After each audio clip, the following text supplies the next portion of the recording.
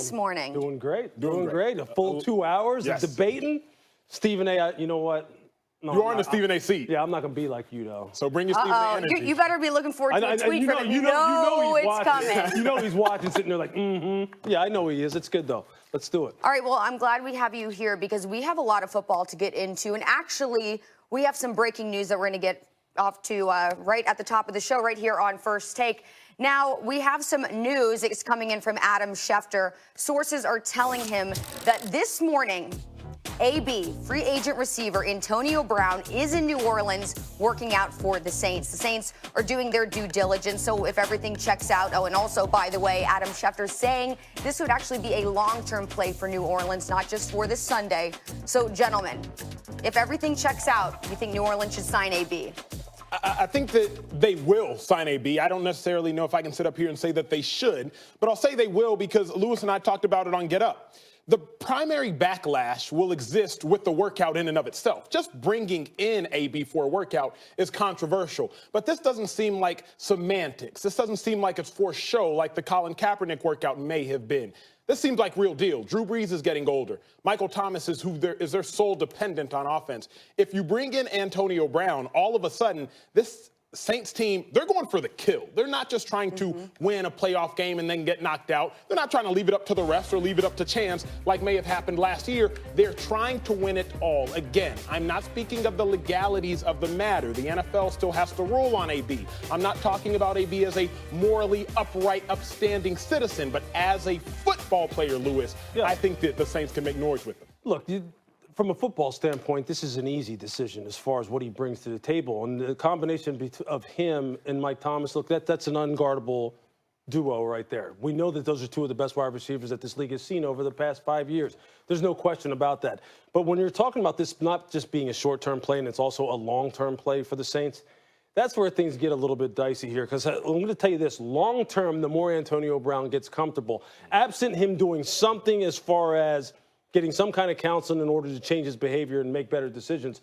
Long term, he has proven that he will let you down. He has proven that he will become someone who becomes much more self-centered and someone who is not very team-oriented. And that's why he isn't on the football teams that he was on now. That's why he's not in Pittsburgh. That's why he's not in Oakland. That's why he's not in New England. And that to me scares me a little bit. As far as making a short-term run and saying, hey, look, if we compare these two together, with Drew, with the defense that is continuing to improve now. They've added some pieces on that side of the ball, too. Just claim Janoris Jenkins. If they're trying to make a short-term run, fine. Long-term, I don't see it. Because I just know this. A leopard very rarely changes its spots. Antonio's been in the league a long time. He's already formulated his habits, his way of doing things. You can tell me Sean Payton's going to do something for him that Bill Belichick couldn't? I think long-term Lewis is vague. I think long-term, he'll be there as long as they're in the playoffs, but I don't know if this is going to be something that will extend into next year. I mean, Lewis is exactly right. Antonio Brown has proven himself and shown himself to be emotionally unstable. Multiple people have sought out to him and hoped that he sought help. But I don't think that this is some sort of 3, 4, 5-year plan. No, this is a long-term plan as long as they are in the playoffs. You know what? Let me just say this. Look, it's easy to go ahead and bag on Antonio Brown and say he is what he is and he's someone who you should just kind of like shun and put him in the corner. I'm not going to go so far as to say that. Look, I think obviously mental health awareness is something, and I'm not trying to really cast any judgment as far as what the state of Antonio Brown is mentally. Just looking at it from afar, though, this is someone who does need to get his life in order, who does need to kind of like understand that with decisions come consequences. He's erratic. Exactly. So I'm hoping that he's got that stuff straightened out, or at least he's on a path to get it straightened out. Because on the football field, Acho, there's no question. The guy is a bad dude. The guy is someone that really causes a lot of problems.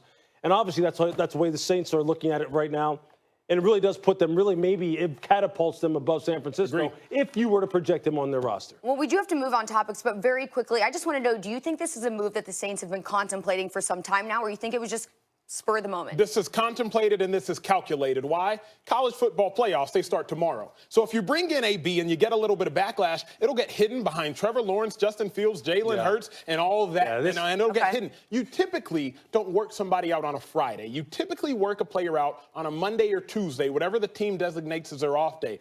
So to work Antonio Brown out on a Friday before the college football playoffs, which happen on Saturday, when you know that's going to take news, because like you just said, we got to move off topics, I think it was very calculated. It's pretty simple. Like something of this magnitude, you definitely discuss, because when you do it, what it does is it gets moved to the A's of all the top shows, just like this one. So yeah, and here we are. You got to know that that's what's coming. So obviously they've talked about it. All right, well, let's move on to what was going to be at the top of the show, barring the AB news. So here we are. We're going to be looking at the final game of the regular NFL season. It is just 2 days away. For some teams, the outcome, it doesn't matter. They're seeded and locked into the playoffs. For others, this Sunday is about positioning, while for a select few teams like the Cowboys, this Sunday is do or die. Now, to win out the NFC East, not only does Dallas need to beat the Redskins on Sunday, they also need the Eagles to lose to the Giants. Otherwise, Philly takes the division and the Cowboys clean out their lockers. So, guys, scenarios aside, who, in your opinion, has a better chance of winning a playoff game? Is it going to be the Cowboys or the Eagles? I'm going to say it's going to be the Eagles, even though they are as banged up and really as thin as they are from a depth perspective. Why? Because they have better coaching. Why? They have better guys in place in order to scheme and strategize and actually put players in position to win football games when they need them to win. And it's easy again. When you talk about easy targets, Jason Garrett's an easy target. We kind of know inevitably what's going to happen in Dallas. But Doug Peterson needs to be given the respect that he deserves for taking a roster as thin as it has been, particularly at skill positions, and keeping them in the fight and keeping them in the hunt and bringing some of these young guys along to the point where this team's going to be better in 2020, much better than it is now, because they're going to have a lot more depth. This guy's one of the great play callers in the NFL. He's one of the great managers of relationships as far as between play caller and quarterback. You saw what he's done with Carson. You saw what he did when Nick Foles was there. He had the same relationship with Alex Smith down in Kansas City, and I know him personally. And I know this sounds like a personal kind of rant, personal kind of debate. And you know what? It is. He deserves it, and I believe that ultimately is what is going to carry this football team, not only past the Giants, but if they wind up playing a team like Seattle in the playoffs, I think they can get a team like that. San Francisco, different story. Yep. Seattle, Philadelphia could win a playoff game. I'll say this. I was sitting with my brother, outside linebacker for the Buccaneers, yesterday during the Christmas holidays, and he said, bro, why do y'all keep talking about talent on television? He's like, everybody in the NFL, for the most part, is talented. Tell me about coaching. So to Lewis's point, I think it's the Eagles, because they have supreme coaching, but I'll say something that doesn't have to do with X's and O's.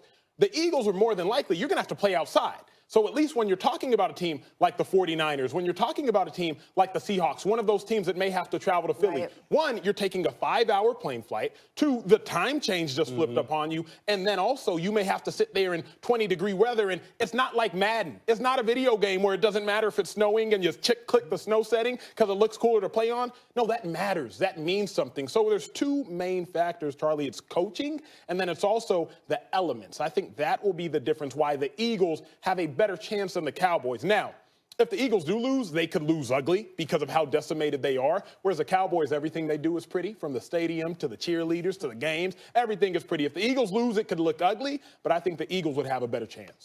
So you think the Eagles, it's to their benefit more to play to their strengths or reap on the weaknesses of the visiting team? I think the Eagles right now, they have to play to whatever the heck they have, right? Yeah. Their strengths are hurt. Deshaun Jackson, Alshon Jeffrey, Zach Ertz is banged up. The Eagles' strengths, Lewis, I don't know what kind of strengths they have. Really what it is, it's a quarterback who right now all of a sudden has kind of taken all the criticism, all the doubters, and really, I don't want to say he's internalized them, but he's used them as motivation. He really is finding a great groove with the primary play caller, the head coach. They have two really good running backs, one of them who could be Offensive Rookie of the Year, and Miles Sanders right now. Dallas Goedert, the number 2 tight end. You know what? Let's just put it this way. I'll sum it up this way. All the guys who operate in the middle of the field, the running backs, the tight ends, the quarterback, is really where their strength is on offense. And that's where they play. All those pretty throws on the outside, those big, deep, long passes, they don't even do that. They're like, this is what we do. Yep. And we're going to do it well. And we're going to do it as good as we possibly can. Doing this morning. Doing great. Doing great. A full 2 hours of debating. Stephen A., you know what?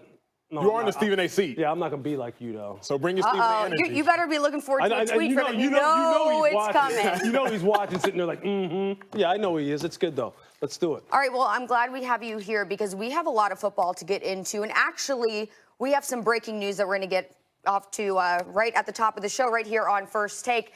Now, we have some news. It's coming in from Adam Schefter. Sources are telling him that this morning, AB, free agent receiver Antonio Brown, is in New Orleans working out for the Saints. The Saints are doing their due diligence, so if everything checks out. Oh, and also, by the way, Adam Schefter saying this would actually be a long-term play for New Orleans, not just for this Sunday. So, gentlemen, if everything checks out, you think New Orleans should sign AB? I think that they will sign AB. I don't necessarily know if I can sit up here and say that they should, but I'll say they will because Lewis and I talked about it on Get Up. The primary backlash will exist with the workout in and of itself. Just bringing in AB for a workout is controversial, but this doesn't seem like